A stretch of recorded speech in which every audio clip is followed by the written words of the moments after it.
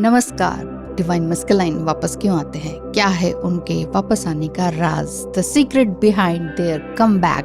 कौन? यानी कि आपका जो डिवाइन मस्कुलाइन एनर्जीज होती हैं, यहाँ पर किसी जेंडर की बात नहीं है, एनर्जीज की बात है। तो आज हम एक अलग ही टॉपिक पर बात करेंगे, जिसमें कि काफी ट्विन फ्लेम्स के मन में इस तरह का सवाल रहता है कि वो बार बार वापस क्यों आते हैं, फिर ऐसा क्या है ना?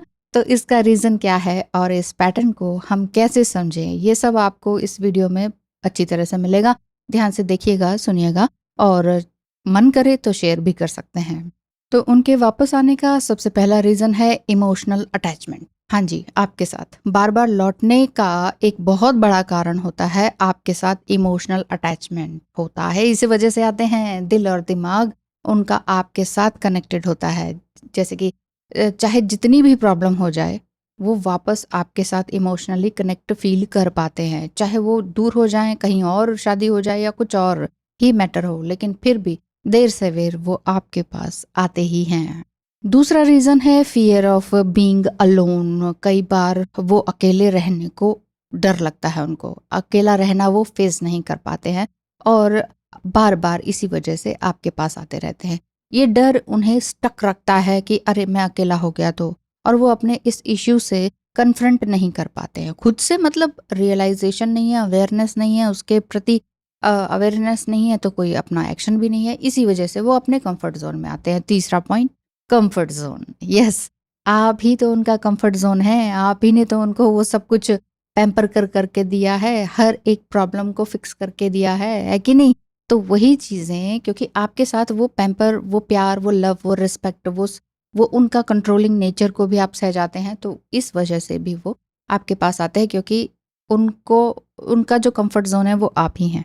तीसरी बात हो चुकी। चौथी बात करते हैं। गिल्ट और रिग्रेट के कारण भी वो आपके पास आते हैं। मेल या फीमेल, आपका डिवाइन मस्कुलाइन कोई भी हो सकते हैं। तो उनके अंदर का जो गिल्ट होता है वो पहचान नहीं पाते हैं और इस वजह से आपके पास आते हैं। मतलब गिल्ट क्या रहता है? अरे यार, मैंने इनके साथ गलत किया। तो हर बार गिल्ट होता है, हर बार वापस आते हैं। फिर से गिल्ट होता है, फिर कुछ गलत करके कह के चले जाते हैं, फिर से वापस आते हैं। तो वापस आने की वो सब चीज़ें और वापस से ठीक करने की कोशिश में वो आते हैं। होता है नहीं होता है वो अलग बात है, लेकिन ठीक करने की कोशिश में तो वो ज़रूर आते ही हैं। पांचवा है अनरिजॉल्व्ड इश्यूज। जो भी अनरिजॉल्व्ड इश्यूज हैं या कार्मिक लेसन्स एक दूसरे के साथ हैं, पैटर्न बने हुए हैं, उनको लेना देना सीखना, उसके लिए आते हैं। और अपने कार्मिक लोगों से बचने के लिए भी आते हैं। ये एक स्पिरिचुअल रीजन भी हो सकता है कि आप दोनों बार बार एक दूसरे के साथ आते हैं, या आप भी चाहते हैं कि वो वापस आ जाए। जैसे पास्ट लाइफ के कर्मास होते हैं ना, तो इस लाइफ के भी जो कर्मास होते हैं और पास्ट लाइफ के भी वो जो अनरिजॉल्व्ड इशू होते हैं, इसी वजह से वो ट्रॉमा बॉन्ड बनता है और ट्रॉमा बॉन्ड के कारण ही फिर से आते हैं। और कई लोग कहते हैं अरे ये तो साइकोलॉजिकल इशू का नाम ले रहे हो। बॉडी है तो साइकोलॉजी भी है, दिमाग है तो साइकोलॉजी भी है। ट्विन फ्लेम है तो वो भी तो शरीर है, वो भी तो आदमी और औरत है, वो भी तो साइकोलॉजिकल काम करते हैं। उसको भी तो साइकोलॉजिकल इश्यूज हो सकते हैं, जैसे फिजिकल इश्यूज होते हैं, फिजिकल डिजीज होती है, सेम चीज़ है। तो इस तरह के बॉन्ड्स रहते हैं। लेकिन इन्हीं पैटर्न्स को अगर आप रिपीट होने देंगे तो फिर ये दिक्कत आपको करेगा और यही साइकिल रिपीट करते रहते हैं। वो कारण यही है।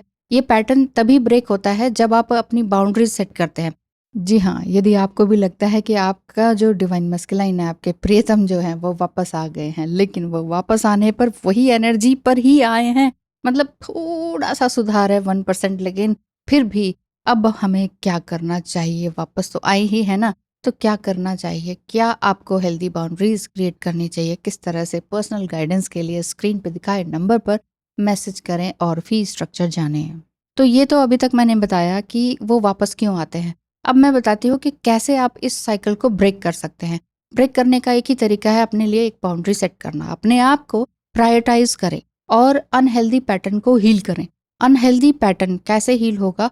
वो यही होगा अपने आप से सेल्फ टॉक करके, अपने आप को रियलाइज करके, अपनी इमोशंस को, अपनी इमोशनल स्ट्रेंथ क्या, इमोशनल फ्रीडम क्या है, ये भी आप जानना चाहेंगे। एक डिवाइन फेमिनाइन रिलेशनशिप में इसे कैसे हील कर सकती है, कैसे पा सकती है, इमोशनल स्ट्रेंथ को कैसे पा सकती है, क्या है ये? देखिए, अपने इमोशंस को समझना और उसको कंट्रोल करना आपके बस में होना चाहिए। हर एक सिचुएशन में खुद को संभालने की क्षमता को ही कहेंगे कि हमारा इमोशनल स्ट्रेंथ अच्छा है। दूसरों पर डिपेंडेंट होने के बजाय अपने अंदर स्टेबिलिटी लाने को ही हम कहेंगे इमोशनल फ्रीडम। यस, और इमोशनल फ्रीडम और डीपली अगर जानना चाहें तो वो क्या है? अपने इमोशंस और डिसीजन पर पूरा हक होना, किसी की अप्रूवल के बिना अपने चॉइसेस में कॉन्फिडेंट फील, अपनी चॉइसेस मैंने चूज किया है कोई भी चीज। तो टॉक्सिक लोगों या सिचुएशन से दूर रहने की कैपेसिटी अगर आपके अंदर आ गई, इसने मेरे बारे में वो कहा, उसने मेरे बारे में वो कहा, ग्रुप में आ गए, ग्रुप चैटिंग में आ गए, इसने मुझे वो कहा, उसने मुझे वो कहा, ये आप सोच नहीं रहे। जब आपको लग रहा है कि उनका काम है ना, वो मेरे लिए क्या सोच रहे हैं, वो उनका काम है, वो मेरा काम नहीं है, तो जब उनके काम को भी मैं ही क्यों करूं, जब आपके अंदर ये वाली भाव आ जाएगा तो आप समझ लीजिए कि आप इमोशनल स्टेबल भी हैं, स्ट्रेंथ में भी हैं और इमोशनल फ्रीडम में भी हैं। तो ये सारी चीज़ें आपको करनी पड़ेंगी अपने इमोशनल स्ट्रेंथ के लिए। और ये साइकिल आपके डिवाइन मैस्कुलिन का बार बार आने जाने का रिपीट ना हो। और क्या करना चाहिए? इमोशनल स्ट्रेंथ को पाने के लिए सेल्फ कॉन्फिडेंस होना चाहिए। अपनी फीलिंग्स और नीड्स को समझने के लिए आपको वक्त निकालना होगा कि मेरी क्या नीड्स हैं, मेरे क्या वांट्स हैं, क्या मेरी फीलिंग्स हैं, क्या मेरे इमोशंस हैं। तो जर्नल राइटिंग और डायरी मेकिंग ये बहुत अच्छा है। साथ ही साथ योगा कीजिए, मेडिटेशन कीजिए और भी सारी तरीके की चीज़ें हैं जिससे कि आप अपने अंदर झांक सकते। नेक्स्ट है बाउंड्रीज सेट करना। यस, बाउंड्रीज कैसे सेट कर सकते हैं? जब भी वो आते हैं आप आने देते हैं। नो बोलना कौन सिखाएगा और कौन सीखेगा? आप ही सीखेंगे। नो बोलना आप खुद से सीखेंगे। इजीली हम्बल वे में आप नो कह सकते हैं, एक रिस्पेक्टफुली आप उन्हें कह सकते हैं कि नहीं, आज नहीं मिलना या समथिंग, आज बात नहीं करनी, या कोई भी कुछ भी एक सही तरीका। तो तीसरी बात है सेल्फ डिपेंडेंट होना, फाइनेंशियली भी और इमोशनली भी। तो इंडिपेंडेंस और अपनी हॉबीज पर फोकस होना ये बहुत ज़्यादा ज़रूरी है। आपकी हॉबीज़ क्या हैं? चाहे आप गवर्नमेंट जॉब में हैं, चाहे बहुत ही ऊंची पोस्ट पर हैं प्राइवेट में भी, तो भी आपकी अपनी हॉबीज़ क्या हैं उसको बिल्कुल मत भूलिए, उनको याद रखते रहिए और उन पर काम करते रहिए। ओवर थिंकिंग से बचें। चौथी बात यह है, बाउंड्री सेट करनी है ना उनको, तो ओवर थिंकिंग करनी को हटाना पड़ेगा। नेगेटिव थिंकिंग, आता माजी से टकली हो गया, आज कुछ का कुछ बोल रही हूँ। तो तो नेगेटिव जो भी आपकी थिंकिंग है उससे बाहर निकल। बेसिकली कंक्लूजन बता दूं तो इमोशनल स्ट्रेंथ और फ्रीडम एक प्रोसेस है जो सेल्फ अवेयरनेस, सेल्फ लव और सेल्फ प्रैक्टिस से आएगी। खुद प्रैक्टिस करेंगे, सेल्फ अच्छे बोलेंगे ना अपने लिए भी, तो ही ये सब कुछ होगा। रिलेशनशिप में स्ट्रांग और सिक्योर तभी आप फील कर पाएंगे जब एक अच्छी हेल्दी बाउंड्री आप क्रिएट कर पाएंगे, नो कह पाएंगे। अच्छा, ये पैटर्न समझना और इसे हैंडल करना आपकी ग्रोथ और पीस के लिए बहुत ज़्यादा ज़रूरी है। मेन चीज़ क्या चाहिए किसी भी रिलेशनशिप में? Mental peace. वही नहीं मिल रहा। अब ट्विन फ्लेम बार बार आएंगे जाएंगे तो मेंटल पीस कहाँ रह जाएगा? तो मेंटल पीस और इमोशनल पीस को बचाने के लिए आपको ये सभी एक्सरसाइजेस करनी होंगी जो मैंने बताया। जर्नलिंग से असर्टिवनेस में रहना, से नो, एंड इसी तरह की कई चीज़ें जो कि मैंने अभी बताई, वो सभी कुछ आपको करना ज़रूरी है ताकि आप इमोशनल स्ट्रेंथ और मेंटल पीस पा सकें। इसी के लिए ही दुनिया भाग रही है, इसीलिए हम रिलेशनशिप बनाते हैं या तोड़ते हैं।